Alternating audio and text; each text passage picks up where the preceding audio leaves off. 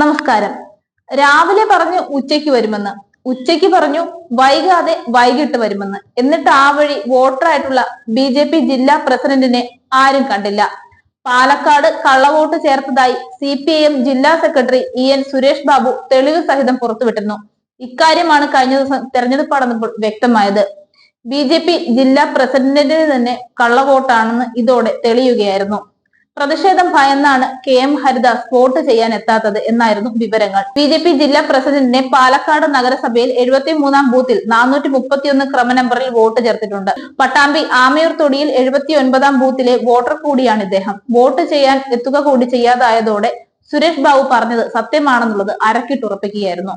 Vote ചെയ്യുന്നില്ല എന്ന് ചോദിച്ച് മാധ്യമങ്ങൾ തന്നെ ഇദ്ദേഹത്തെ തിരക്കി സ്ഥലത്തെത്തിയിരുന്നു. രാവിലെ ചോദിച്ചപ്പോൾ ഉച്ചയ്ക്ക് ശേഷം വോട്ട് ചെയ്യാൻ എത്തുമെന്ന് ഹരിദാസ് അറിയിച്ചു.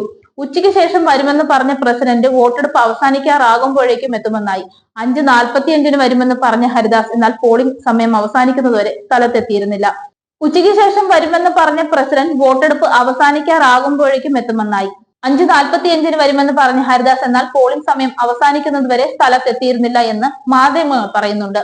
BJPക്ക് മാത്രമല്ല കോൺഗ്രസും പാലക്കാട് വ്യാപകമായി കള്ളവോട്ട് ചേർത്തിരുന്നു. ഇത് കണ്ടെത്തി കളക്ടർക്ക് പരാതിയും നൽകിയിരുന്നു. പരിവാരങ്ങളുമായി 48-ാം നമ്പർ പോളിംഗ് ബൂത്തിൽ രാഹുൽ മാങ്കൂട്ടത്തിൽ വോട്ട് അഭ്യർത്ഥിച്ചത് വെണ്ണക്കരയിൽ മറ്റൊരു സംഘർഷമുണ്ടാക്കി. കണ്ണാടി, മാത്തൂർ പഞ്ചായത്തുകളിലെ ചില ബൂത്തുകളിൽ ഉച്ചയ്ക്ക് ശേഷം ഇരിക്കാൻ കോൺഗ്രസിന് ആളുമില്ലായിരുന്നു. വ്യാജ വോട്ട് തടയുമെന്ന് കോൺഗ്രസ് പറഞ്ഞില്ല. തെരഞ്ഞെടുപ്പ് അട്ടിമറിക്കാൻ ഇരു കൂട്ടരും ശ്രമിച്ചുവെന്നും ഇതിലൂടെ വ്യക്തമാകുന്നു. പിരായിരിയിൽ പോളിംഗ് കുറഞ്ഞു, വർഗീയതയോട് കൂട്ടുകൂടിയത് UDFുമാണ്. SDPIയും ജമാഅത്തെ ഇസ്ലാമിയും UDFിനായി പ്രചാരണം നടത്തി. വോട്ട് ചെയ്യിപ്പിക്കാൻ വിശുദ്ധ ഖുറാനിൽ തൊട്ട് വോട്ടർമാരെ കൊണ്ട് സത്യം ചെയ്യിപ്പിച്ചതായി അറിയാനും സാധിച്ചു. ഷാഫി അവതരിപ്പിച്ച കണക്കും തെറ്റാണ്.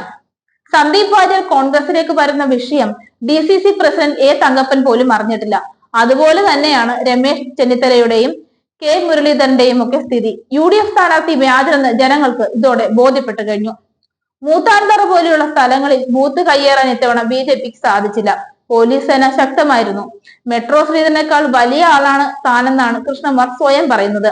സ്ഥാനാർത്ഥിക്ക് മാത്രം കയറാൻ സാധിക്കുന്ന പോളിംഗ് ബൂത്തിൽ പരിവാരങ്ങളുമായി എത്തിയ UDF സ്ഥാനാർത്ഥിയുടെ പ്രവൃത്തിയെ ചോദ്യം ചെയ്ത LDF പ്രവർത്തകരെ രാഹുൽ മാങ്കൂട്ടത്തിൽ വെല്ലുവിളിക്കുകയും കൂടി ചെയ്തിരുന്നു.